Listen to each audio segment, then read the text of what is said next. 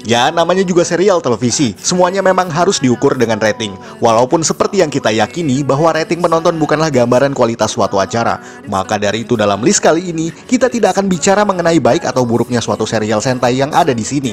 Karena kita hanya akan mengulas rating penonton tiap serialnya, khususnya serial dengan rating terendah. Semua data bisa teman-teman cari di situs @wiki.jp. Untuk membuktikan siapa tahu ada kekeliruan penyajian angka dalam episode kali ini. Dan yang jadi acuan dalam rating tersebut hanya sebatas pada penonton televisi di Jepang saja. Kalau begitu, langsung saja kita simak 10 serial Super Sentai dengan rating terendah versi Tokuvex Indonesia.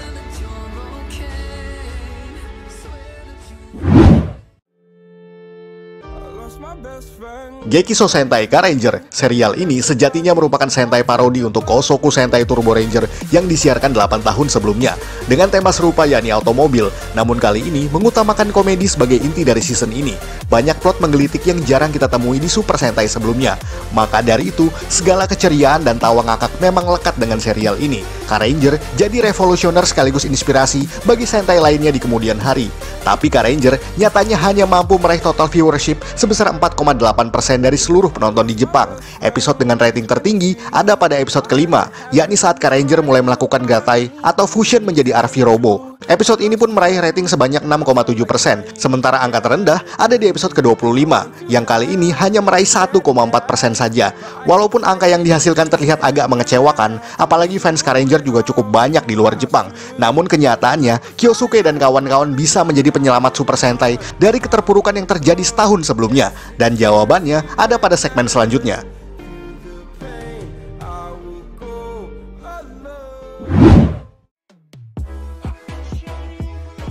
Chouriki Sentai Ohranger. Ya, inilah yang kami maksud. Seperti yang pernah kita ulas dalam beberapa kesempatan yang lalu, bahwa Ohranger memang meraih rating terburuk di era 90-an. Walaupun seperti yang kita sebutkan sebelumnya, K-Ranger telah menyelamatkan franchise ini dari keterpurukan itu. Serial dengan nuansa militer dan teknologi peradaban kuno ini nyatanya memang agak berat untuk penonton anak-anak pada era penayangannya. Mungkin itulah yang membuat serial ini hanya meraih total rating sebesar 4,5% saja. Namun episode pertama Ohranger justru meraih rating yang bisa dibilang lumayan, yakni 6,4%. Dan sepanjang seri ini berjalan, jumlah penontonnya mengalami fluktuasi yang tidak stabil, hingga pada episode ke-23 menjadi titik terendahnya yang hanya menghasilkan 2,9% saja. Uniknya di Indonesia, serial ini jadi favorit anak-anak pada tahun 2000-an awal, karena cerita Ohranger yang masih cukup menarik untuk disimak tidak jadi masalah bagi anak-anak Indonesia saat itu. Sehingga kenyataan bahwa rating di negara asalnya sana mengecewakan tidak pernah kita ketahui sampai kita bisa mengakses datanya di era saat ini.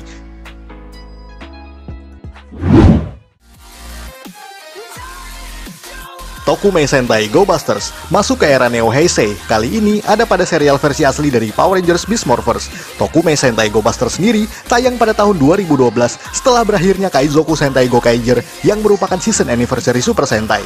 Go Busters sendiri menyuguhkan berbagai elemen unik yang kebanyakan adalah aspek-aspek dari Power Rangers, seperti istilah Megazord, kata kunci It's Morphin Time, Super Power, dan masih banyak yang lainnya. Tidak buruk sih, malah jadi hal yang unik untuk serial Sentai yang mencoba keluar dari jalur mainstream. Tapi sayangnya, Go Busters hanya bisa meraih 4,1% dari seluruh penonton di Jepang pada tahun penayangannya tersebut. Hal ini menjadi momok menakutkan bagi waralaba ini, sebab angka barusan adalah yang terparah semenjak Ohranger pada tahun 1995. Episode dengan rating tertinggi ada pada episode ke-36 dengan meraih 5,3%. Akan tetapi yang terendah ada pada episode ke-22 dengan hanya mendapat 2,2% saja.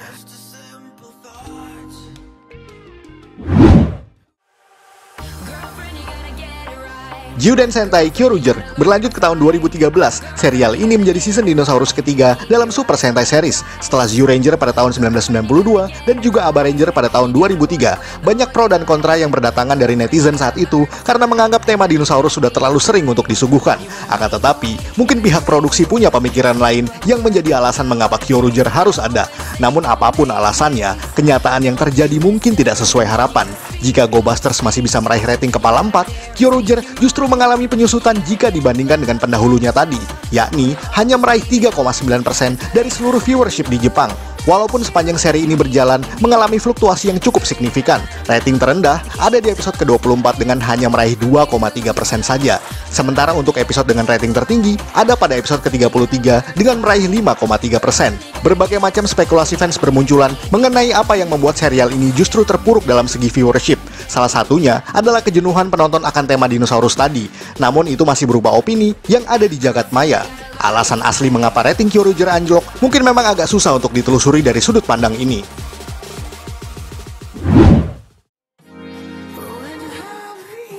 Shuriken Sentai Ninja, sama seperti Kyoryuger, Sentai tahun 2015 ini juga kembali mengangkat tema lama, yakni ninja.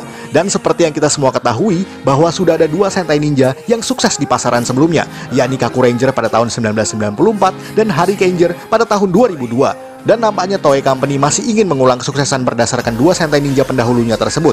Bukan ide yang buruk sih, apalagi ninja dan dinosaurus tadi memang tema yang sangat fleksibel dan mudah dipahami oleh anak-anak. Dan nyatanya, Ninja menghasilkan angka penonton yang kurang lebih sama saja dengan Kyoryuger, yakni juga meraih 3,9% dari jumlah penonton di Jepang. Namun kisaran rata-rata tiap episodenya yang justru berbeda tipis, karena yang tertinggi saja hanya bisa meraih 5,2%, yakni pada episode ke-47. Artinya, 0,1% lebih rendah dari kisaran tertinggi episode Kyoryuger tadi. Dan yang terendah ada pada episode ke-26 dengan hanya mendapat kisaran 2,3%. Meskipun serial ini kerap mendatangkan berbagai aktor veteran Sentai, namun nyatanya itu tidak cukup untuk menjadi senjata ampuh demi mendongkrak rating. Walaupun harus kita akui bahwa Ninja cukup kreatif dengan menghadirkan berbagai aspek unik seperti cowboy, UFO, dan elemen-elemen lainnya yang masih sangat lekat dengan kehidupan anak-anak.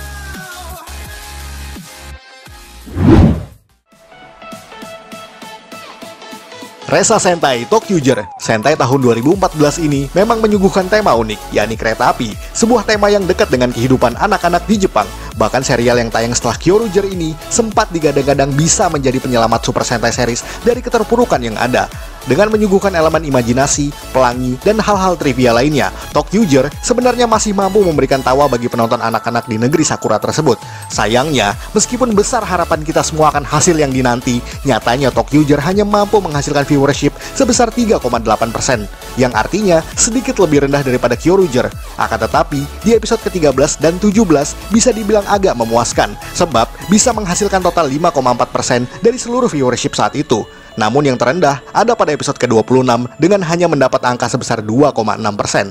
Banyak opini yang bermunculan mengapa hal itu bisa terjadi. Salah satunya karena tema kereta api yang disuguhkan memang kurang mengena pada penonton anak-anak yang usianya di atas 9 tahunan. Namun itulah yang namanya trial and error, bahwa hasil akhir bukan masalah selama ada keinginan untuk mencoba. Salut untuk Tokyoger.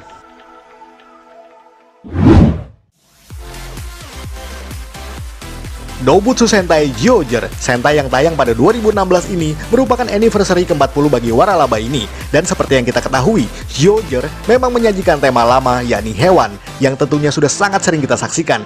Bahkan pada anniversary ke-25 yakni Hyakuju Sentai Gao Ranger.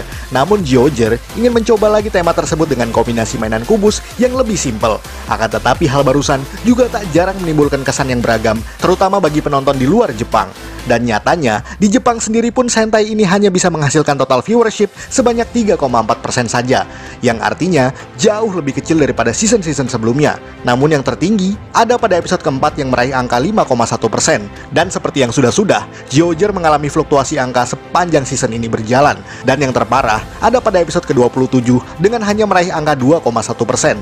Jika melihat angka barusan, Zyuohger menjadi anniversary Sentai dengan rating terendah sampai saat ini. Namun sekali lagi, itu bukan gambaran kualitas acara ini, karena bagaimanapun masih banyak pemirsa yang menikmati tiap episode Zyuohger dan menantinya setiap minggu.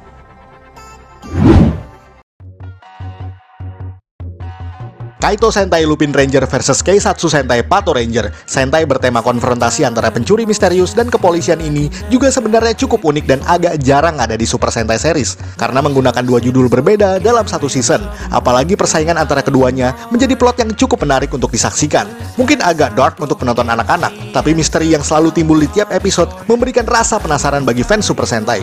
Akan tetapi, meskipun dinilai sangat unik, season ini hanya bisa meraih kisaran penonton sebanyak 3,0% saja. Dan yang tertinggi ada pada episode kelima yang mendapat angka sebanyak 4,5%.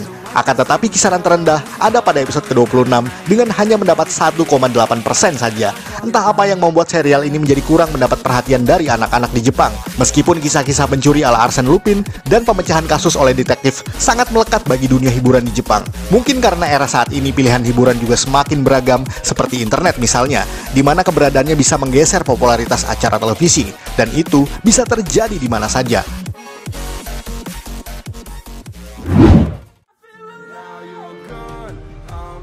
Uchu Sentai Kyuranger. Dalam segmen ke-9 ini, kebetulan sekali kita punya Kyuranger, Sentai bertema luar angkasa dengan 9 orang anggota awal. Sebuah ide yang cukup unik, di mana biasanya Sentai hanya beranggota 5 atau 3 orang saja di awal seriesnya. Namun Kyuranger ingin mendobrak tradisi lama dengan menghadirkan banyak sekali Sentai Ranger dalam season tersebut.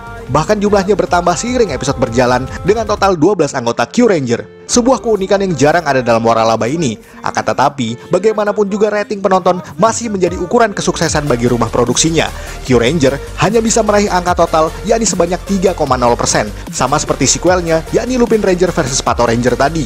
Namun kisaran rating tertingginya saja masih lebih rendah daripada Lupin Ranger, yakni hanya sekitar 3,8% saja. Namun Kyuranger sepertinya masih boleh berbangga hati, karena kisaran terendahnya justru lebih tinggi karena mampu meraih 2,0% pada episode ke-7 dan 33. Sebuah deretan angka yang mungkin membuat Toei Company menjadi pusing, karena bagaimanapun mereka harus berjuang mati-matian mempertahankan rating penonton di tengah ketatnya persaingan dunia hiburan. Apalagi seperti yang kita sebutkan tadi, bahwa kini internet sudah menjadi lawan yang tangguh bagi dunia pertelevisian.